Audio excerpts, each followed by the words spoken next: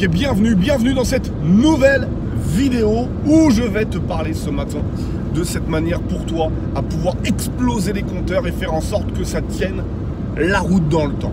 Tout d'abord, si tu n'es pas abonné à la chaîne, j'ai envie de te dire, je peux plus rien pour toi. Si tu n'es pas au moins abonné à la chaîne, je peux rien pour toi. Donc tu peux encore remédier à ce problème en t'abonnant tout de suite à cette chaîne et en mettant tout de suite dans la foulée, clac clac, le petit like qui va bien en prévision. On ne sait pas si la vidéo va te plaire, mais il faut que tu donnes la chance au produit. Donc en prévision, tu mets un pouce bleu. Active également la petite cloche, ça fait plaisir, tu seras averti avant tout le monde, tu seras le premier et c'est ce qu'on veut, être le premier quand une vidéo va sortir. Allez, je vais te donner 4 arguments aujourd'hui, 4 arguments qui sont importants pour moi, que je m'impose. Donc si je me les impose, c'est qu'il faut que tu le fasses également de ton côté si tu veux avoir des résultats. Pour pouvoir durer dans le temps et parvenir à tout ce dont tu as envie avec cet immobilier qu'on est en train de mettre en place et cette stratégie qui nous colle à la peau au quotidien et sur laquelle il ne faut pas dévier. La première des choses, ça va être se définir un objectif. J'en ai déjà parlé plein de fois. Tu vas me dire, ok Laurent, je regarde une vidéo, tu me dis un objectif. L'objectif, il est décomposé en 3. Objectif à court, moyen, long terme. Indéniable. Si tu n'as pas d'objectif, tu n'as pas de feuille de route. Tu ne sais pas où tu vas. En gros, je suis en train de te dire, tu prends une voiture, tu roules. Ça va être sympa à un moment donné. Tu vas rouler pendant 2 heures. Tu vas me dire, Laurent, c'est sympa, mais on va où? Ah, je sais pas, roule. Au bout de 3 heures, tu vas me dire, Laurent, je vais où? Tu as besoin de savoir où est-ce que tu vas. Et c'est normal. Le fait de se donner un objectif en 3 temps. Court, moyen, long terme, à 3 mois, à 1 an, à 3 ans, ça va te permettre de pouvoir savoir où est-ce que tu vas, quantifier tes efforts et d'avoir cette roadmap qui te permet de pouvoir te dire, ok, je suis dans les clous ou je suis en dehors des clous. Donc se définir un objectif, c'est long, ça prend du temps parce qu'il ne faut pas se tromper. Il ne faut pas un objectif complètement farfelu. Parce que sinon tu vas marquer sur le papier, je vais être millionnaire sous 6 mois et tu vas voir que tu n'y arrives pas, tu vas te démoraliser et forcément tu vas passer à côté de ce qui pourrait être intéressant pour toi et tu vas généralement t'arrêter au moment où ça risque de porter ses fruits. Donc un objectif à court, moyen, long terme, je te conseille de partir sur l'objectif à long terme, c'est-à-dire celui qui est à 3 ans, de façon à pouvoir avoir une échelle et une chronologie de ce que tu dois faire sous 6 mois et sur 3 mois. Pourquoi un objectif à 3 mois? Ça te permet de pouvoir vite avoir des résultats à ce que tu veux faire. C'est-à-dire que si tu dis je veux être millionnaire dans 3 ans, ce qui est complètement, pour moi, ce qui est complètement ridicule, mais bon, bref. Si tu veux être millionnaire dans 3 ans, il faut que tu saches que dans 6 mois, tu dois en être au moins à 500 000 euros et que dans 3 mois, tu dois être au moins à 150 000 euros. Clairement, c'est la roadmap que tu vas devoir te donner pour parvenir à ton résultat. Tu vois, moi, par exemple, je vais te dire, moi, j'ai un objectif à 3 ans d'être à 50 000 euros de revenus passifs par mois. C'est-à-dire 50 000 euros de rentrée locative sans encours en face. Donc 50 000 euros qui me restent sur mon compte tous les mois de revenus provenant de l'immobilier, de placement et de diversification. Cet objectif que j'ai à 3 ans, je l'ai pris en compte parce que c'est dans 3 ans j'aurai 40 ans et qu'à 40 ans je veux avoir 50 000 euros par mois qui vont me permettre, 1, de pouvoir vivre très correctement, 2, de pouvoir continuer mes investissements, 3, avoir un effet de levier énorme pour pouvoir passer peut-être sur de la promotion immobilière. La notion d'argent, la notion de temps, elle est propre à chacun. Donc tu ne peux pas me juger sur mon objectif, tout comme je ne peux pas te juger sur ton objectif. Peut-être que quand tu vas voir cette vidéo, tu vas dire 50 000 c'est complètement ridicule. Et tu auras raison. Au même titre que si je dis que tu veux être millionnaire dans 3 ans, je trouve ça ridicule et j'ai raison. Parce qu'en fait l'objectif, il a cette valeur qu'il est propre à chacun. L'objectif que tu as toi, il est peut-être conditionné par rapport à ton mindset, par rapport à ton état d'esprit et par rapport à tes urgences et tes priorités. Peut-être qu'aujourd'hui ta priorité c'est pas l'argent. Peut-être qu'aujourd'hui tu te dis, moi l'objectif à 3 ans, ça va être de perdre 30 kilos. Peut-être que l'objectif à 3 ans, c'est de me marier, c'est d'avoir une maison, c'est de faire beaucoup de voyages, c'est de sortir de la rat race. Et cet objectif-là, il est respectable et il doit être respecté à chaque personne. Je te fais partager le mien pour te définir comment moi j'ai bâti cet objectif. J'ai bâti un objectif à 50 000 euros de revenus passifs chaque mois sans encours, c'est-à-dire en n'ayant aucun prêt en face à la banque. Et du coup, par rapport à cet objectif, je dois déterminer comment y arriver sous 3 ans. Donc sous 3 ans, sous 6 mois, sous 3 mois, je vais pouvoir rapporter cet objectif pour savoir sous 3 mois où est-ce que j'en suis. Si je dois être à 50 000 euros sous 3 ans, j'ai déjà fait une bonne partie du chemin. Donc je ne pars pas de zéro, parce qu'effectivement, arriver à 50 000 euros sous 3 ans, ça me semble être un peu ambitieux et un peu compliqué si tu pars de zéro aujourd'hui. Mais imagine que tu veuilles être à 10 000 euros sous 3 ans par mois. Il suffirait aujourd'hui donc de revoir le calendrier pour arriver à ce que tu dois faire sous 3 mois. Peut-être que sous 3 mois, tu dois être à 250, 300 ou 400 euros de revenus par mois. Parce qu'on sait que le plus compliqué, c'est de passer de 0 à 1000.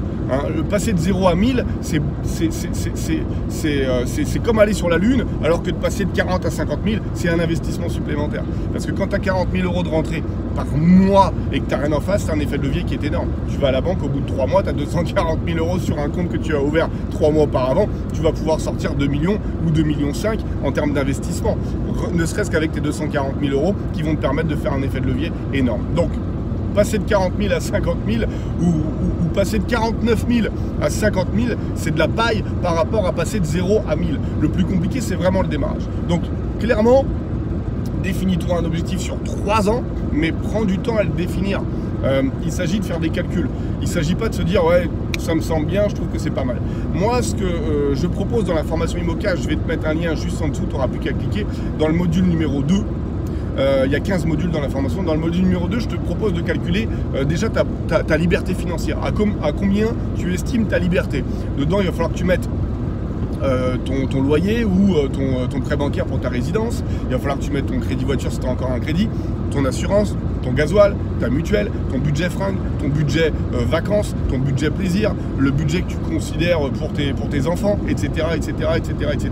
Et là, tu vas pouvoir mettre les chiffres qui sont donnés par rapport à ta vie. Peut-être que tu as des enfants, peut-être que tu n'en as pas, peut-être que ta passion c'est le cinéma et du coup tu y vas 3 fois par semaine et tu as un budget de cinéma. Peut-être que ta passion c'est les baskets et que tu achètes beaucoup de baskets et du coup tu auras un budget basket qui sera hors norme par rapport aux autres. Mais que si tu aimes les baskets, tu n'aimes peut-être pas l'automobile, ou si tu aimes l'automobile, peut-être que tu n'aimes pas les spas et tu n'aimes pas te faire masser, tu n'aimes pas la relaxation, tu n'aimes pas tout ça.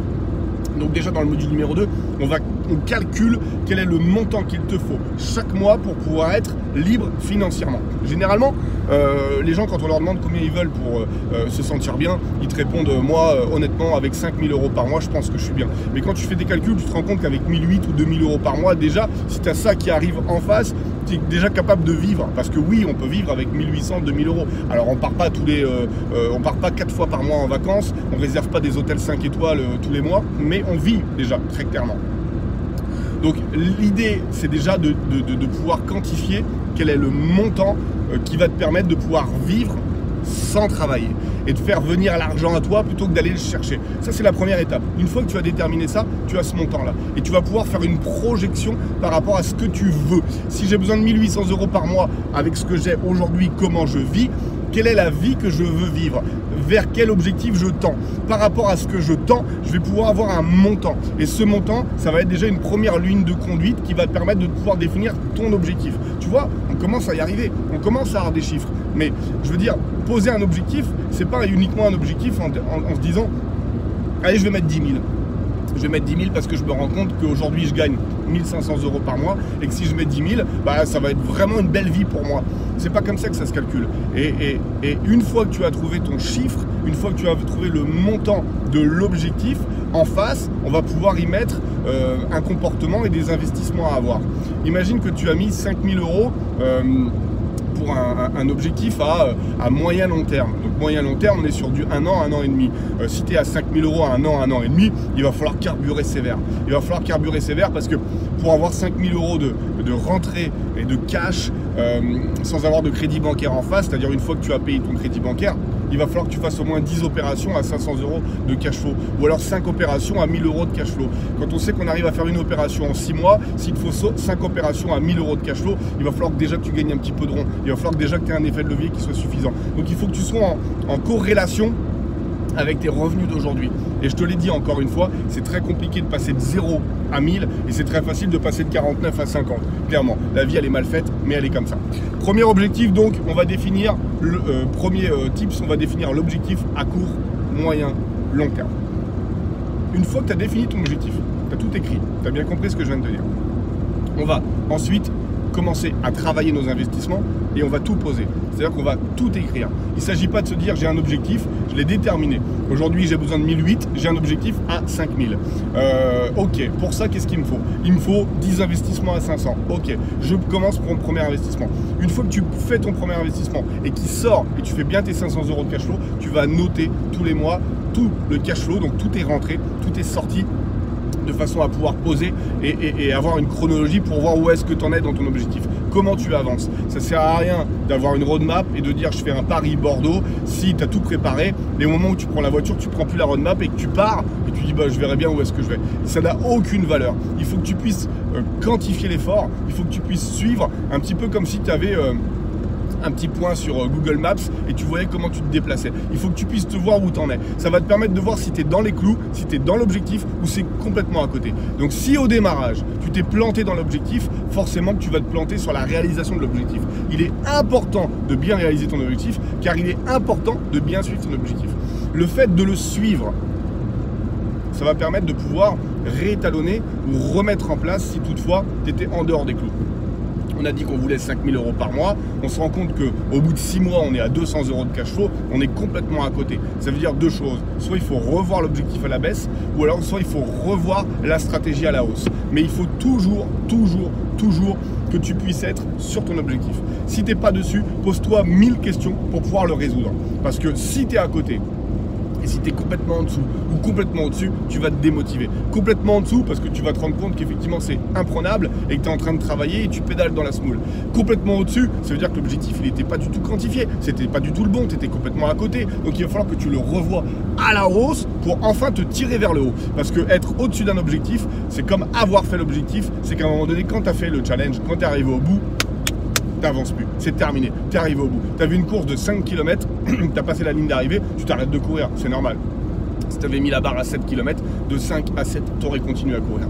Donc clairement, le deuxième tips, ça va être de suivre l'évolution jour par jour, semaine par semaine, mois par mois de ton objectif, savoir où est-ce que tu te trouves. Ça va également psychologiquement t'aider. Parce que si tu as un objectif et qu'au bout de 3 mois, tu n'as toujours rien mis en place, pas de deadline, tu sais pas où tu vas, tu sais pas si t'es bon, si t'es pas si t'es à côté, tu vas te démotiver. Parce que la psychologie humaine, elle est faite comme ça. C'est-à-dire que le cerveau humain, il est fait de la sorte où si tu sais pas où t'en es, bah tu vas nulle part. Si tu sais pas où tu vas, bah tu vas jamais. Clairement. Donc deuxième chose, on va suivre, on va quantifier l'objectif. Le troisième type que je voulais te donner, c'est la régularité. La régularité. Sois constant dans tes efforts. Souvent, je vois des gens qui me posent la question et qui pendant 2 semaines, 3 semaines, maximum 3 semaines, m'envoient des messages tous les jours. Ouais, Laurent, j'ai fait une visite, j'ai vu ça, j'ai fait un premier bien, je vais faire une offre, finalement je la fais pas. Là, j'ai revu un bien, j'ai refait une visite, j'ai rappelé un agent, etc. Et ils sont très motivés pendant 15 jours, 3 semaines. Ils font le double de ce que je fais en termes de boulot. Et au bout de 3 semaines, tu les vois plus.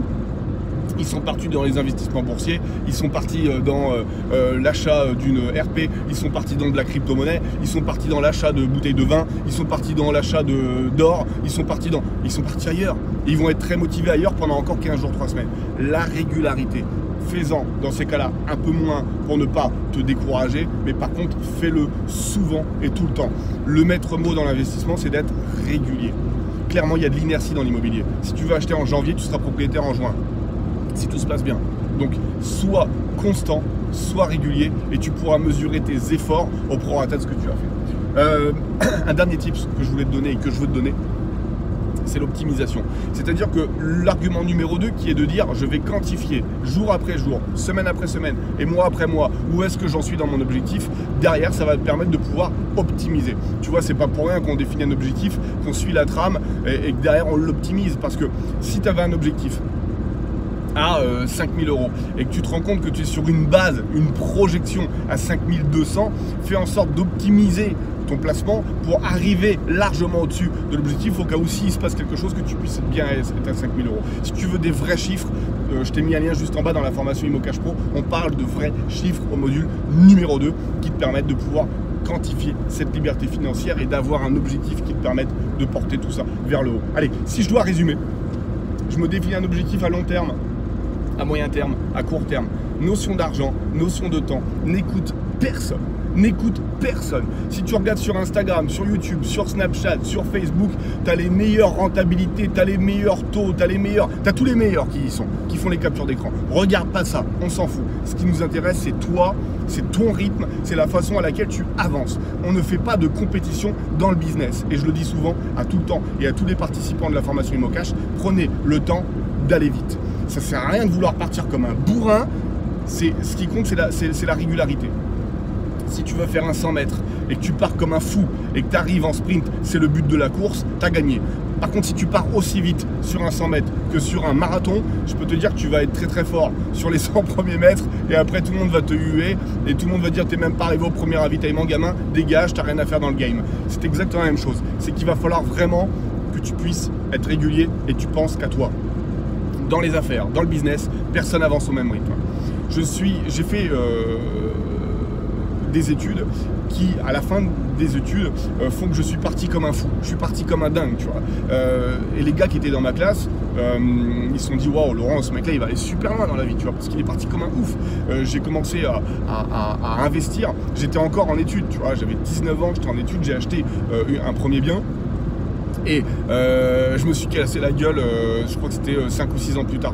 J'étais parti comme un ouf et pour moi c'était la compétition. Fallait aller vite, fallait rattraper tous les gens qui avaient 50, 55, 60 ans et qui étaient dans l'investissement. Je suis parti tellement vite, j'ai tellement voulu tout mettre en place, j'avais pas d'objectif, si ce n'est que j'en voulais le plus et le maximum. Et derrière je me suis cassé la gueule. Je me suis cassé la gueule bien fort. J'ai perdu énormément d'argent. Mais je suis resté sur un actif et je suis resté sur l'entrepreneuriat. Et c'est plus facile de retenir quelqu'un que de le pousser. Donc j'ai envie de te dire que si tu as envie, si tu as faim, si tu es un lion, si tu as envie de mordre la poussière, si tu as les dents longues, ok, vas-y. Mais par contre, prends des gants. Prends le temps d'aller vite. Réfléchis à tout ce que tu fais. Et mets tes billes qu'une fois où tu es sûr que tu prends le minimum de risque. Parce que le risque zéro n'existe pas. Mais le minimum de risque. Et à ce moment-là, effectivement, tu vas aller très loin. Et tu seras fier. Et tu seras fier de toi. Nous, on s'en fout, tu vois. Des autres, tu t'en fous. Parce que ce qui compte, c'est toi. Toi. Et ce que tu fais avec ton argent, avec tes placements, et ce que tu procures à ta famille. Donc, fais-toi plaisir. Prends le temps d'aller vite, regarde pas ce qui se passe à côté. Ça sert à rien. Tu vas être influencé et il n'y a rien de bon. Parce que le mec qui est à côté de toi, il est peut-être bon à l'instant présent et il sera mauvais après. Tu vois. Je veux dire, psychologiquement, dans la vie d'un homme ou d'une femme, on vit tous des moments où on est bon, moins bon. À un moment donné, tu es amoureux, tu es bon, tu ne l'es plus, tu es dans un divorce, c'est compliqué, tu n'y arrives pas, tu as l'impression de ne pas t'en sortir, tu dépenses plus que ce que tu gagnes, c'est pas grave, c'est des épreuves. L'idée, c'est que tu sois focus sur ta vie, sur toi. Tu le verras. De toute façon, dans ta vie, on croise toujours des gens et on est toujours bien avec des gens pendant une période de notre vie. La période où on est en coïncidence. C'est-à-dire qu'aujourd'hui, si tu regardes cette chaîne, si tu regardes ce que je fais, c'est que dans ta tête, dans ton mindset, tu as envie de ça. Tu as envie d'investir, tu as envie d'aller au bout. Et peut-être que dans 10 ans, tu auras investi et ce ne sera plus ton projet. Peut-être que dans 10 ans, tu auras autre chose. Tu te diras comment je peux faire pour perdre 10 kilos et me sentir bien. Comment je vais réaliser une diète, comment je vais devenir, comment je vais faire de la détox, etc. Ce sera ça ton objectif. Et du coup, Laurent Boutillier, ça ne t'intéressera plus. Mais c'est pas grave, parce que tu auras pris du Laurent Boutillier, tu auras pris des conseils pendant le moment de ta vie où tu en avais besoin. Et là, aujourd'hui, on est dedans. Donc, je te dis, occupe-toi de toi, de toi, de toi. C'est le seul spectateur qui est intéressant pour toi. Sur ce, je te laisse. Et je te souhaite une très bonne journée. J'espère que tu as kiffé. Mets-moi en commentaire si tu as kiffé cette vidéo. Ciao.